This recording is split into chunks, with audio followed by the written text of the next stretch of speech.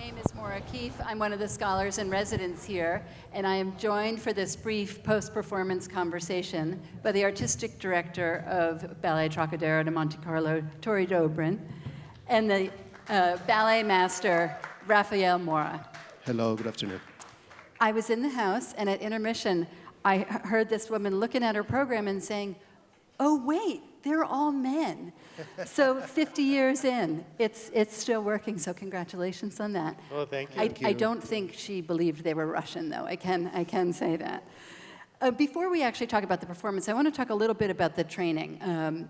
Both of you danced with the company, and you now are the ballet master. And I've been thinking a lot about the conventions of ballet training. Sometimes there's men's classes that call for a certain kind of bravura, and then there's things that the point classes for the women.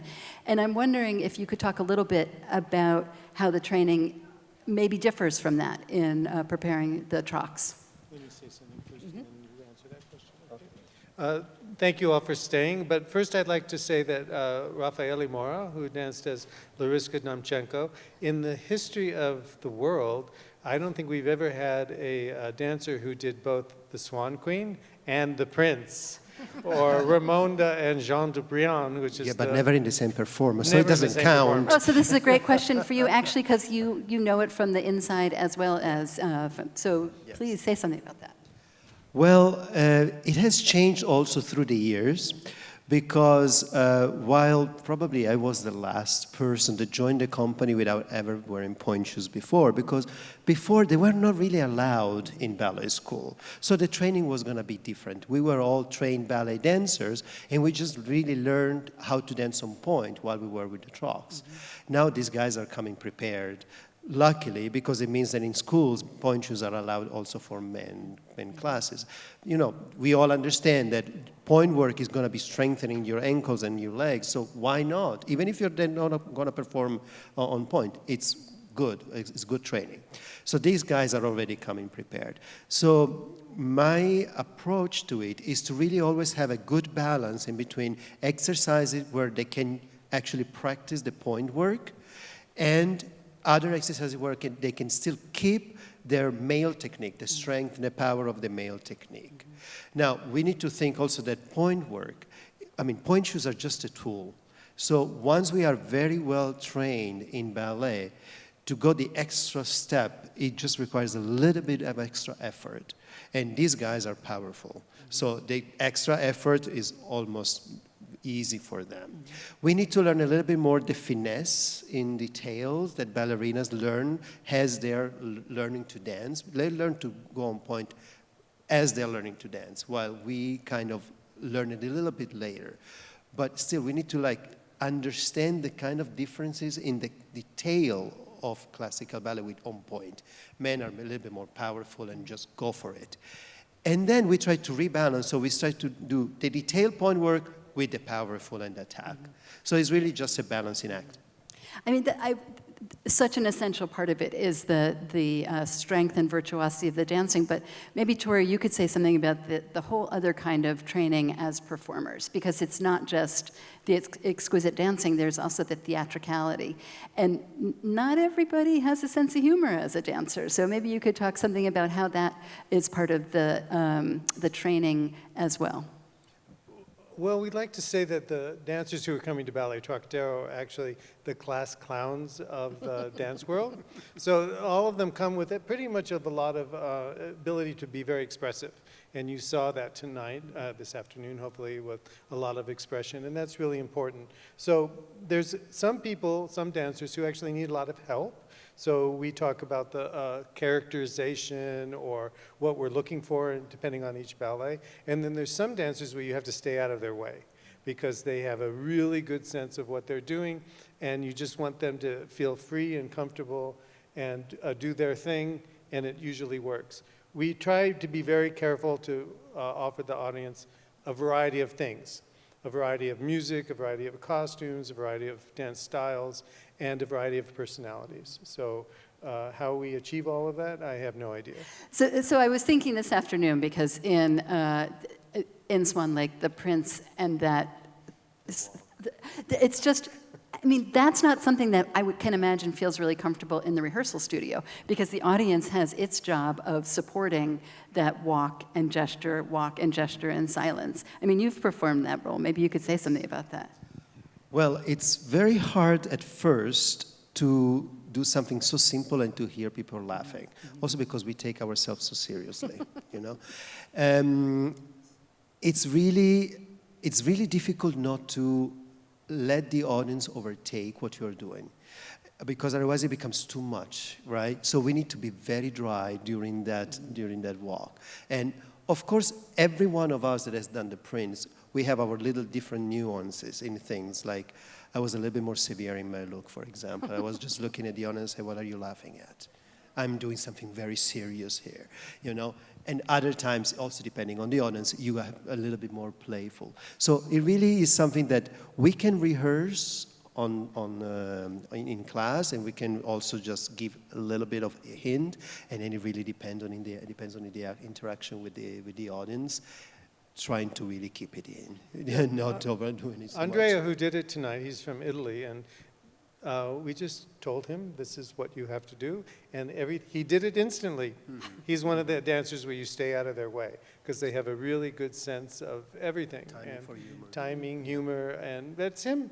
He did it. It was great, and he's great in the role. So I want to ask about Go for Barocco, the opening piece in the second act, because like Balanchine in a neoclassical work, there's no prince character or swan character to add something. And so in some ways it's kind of more exposed for the performers, and you have to find the humor in balance with the dancing in a different kind of way. Could you talk a little bit about that? Well, Go for Barocco is actually one of the ballets where the humor is choreographed into the ballet. So it's very important if it just dance, you just dance it, which is, I guess, Balanchine used to say, just dance. So Peter Anastos, who was one of the founding members way back in 1974, he choreographed this probably in 76, and we just do it the way you would train or coach a Balanchine dancer. You know, lots of energy, high legs, things like that. And it's actually nice because Swan Lake is so maybe campy and, you know, over the top, and then you come back and we offer something else, which is more of a choreographed joke.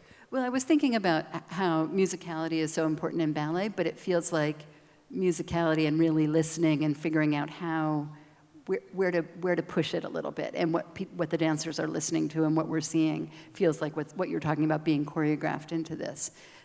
Well, the interesting or uninteresting thing about Ballet Trockadero is that there's this push and pull.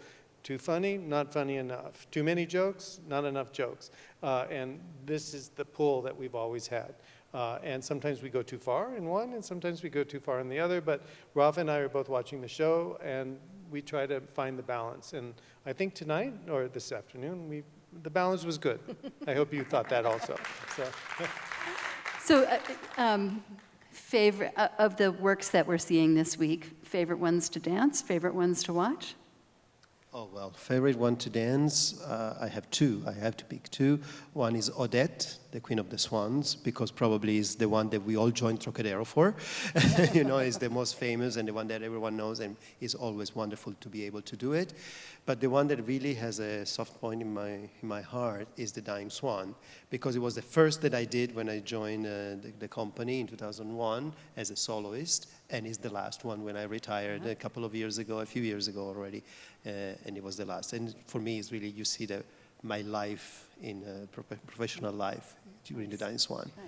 Yeah. How about you, Tory? My actually favorite one was the Martha Graham piece we did, which was Lamentations of Jane Eyre, because I guess I was a tortured, neurotic person, and by the time I did that for 5 years, I found my balance, because I got all the anxiety out doing that ballet in front of the public. So I want to talk a little bit about not just the dancing, but also the theatricality of it. I'm delighted that we're still here under the ruby red velvet curtains, the opening act with the mountains and the lightning, but also the costumes. Could you talk a little bit about how the elements that come together for the performance are so essential to the Trock's identity? I don't know what to say about that. We try to get costumes that are good, or close to the ballet, like Swan Lake, Paquita, but then we try to make it a little bit more over the top. For instance, the Paquita costumes, are very colorful, and they're a little bit unusual for a ballet company. So we're really going for this. For instance, this was made in Mike Gonzalez's apartment. He didn't even see it until we hung it on a thing, and it's a parachute material. So he made it, we hung it, and there it was. So we really just try to go with the flow and make everything very easy. Okay, but what about the Dying Swan costume? You got to say something about that. You mean the feathers falling? Mm-hmm. State secret. We would never tell you. We have time for a couple of questions from you or comments, and I'll repeat them so everybody can hear. See, we're obsessed by the costume. She's asking about the maintenance of them. Do they get dry cleaned? How are they taken care of? Every now and then we wash them. But there's a trick, and the trick is vodka. So you take vodka and you spray it into the costume, and that takes away what you need to take away.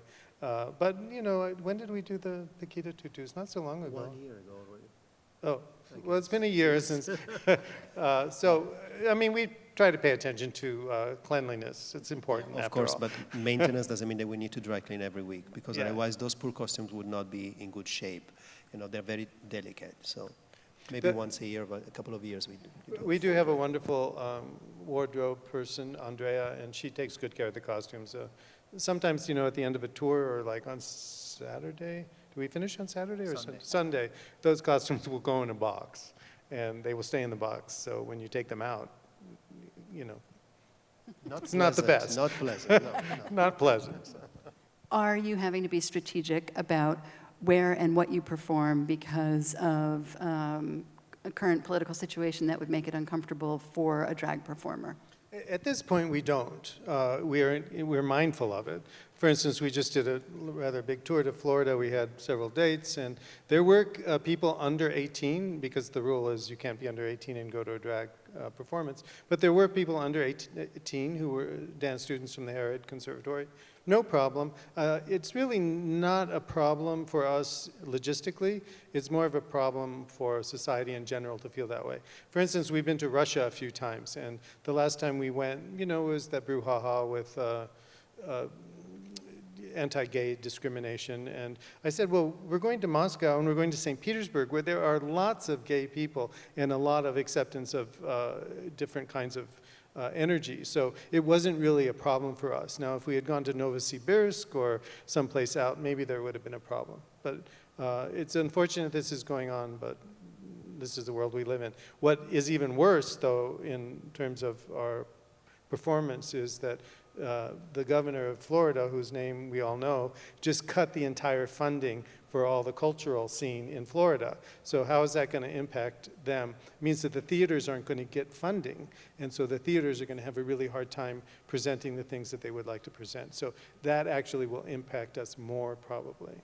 But that's not to say that this discrimination against drag is just ridiculous, and I have no comment about that.